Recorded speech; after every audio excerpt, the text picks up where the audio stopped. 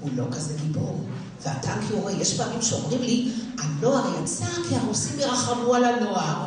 טעות גדולה, הרוסים לא רחמו על אף אחד.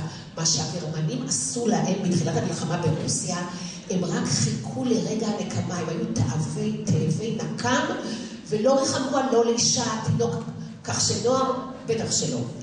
וכשמסביבו הרוגים ופצועים, הוא נמלט. עוד נמלטים הוא אחריהם. רואה פתח שכולם נכנסים, הוא גם נכנס. כאן אני כבר בסיפור שלי. יורד, מגיע למקום מוזר, אורות ירוקים, ולפתע הוא שומע מאחוריו קול של ילדה. פטר? ילדה בלונדינית, בקבוקים, שמלת מלמלה לבנה, הלגה.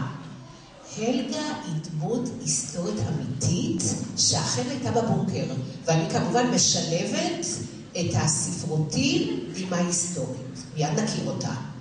מה אתה עושה פה? לאן הגעתי? הגעת לבונקר של היטלר. וואו, היטלר נמצא כאן עכשיו? כן? אתה רואה את המדרגות היורדות שם? שם הלשכה שלו, הלשכה התחתונה, והוא מכין לנו את הניצחון. וזה אכן מדויק, כי בשלב מסוים אני כבר מגלה את מפת הבונקר. ואני מדייקת.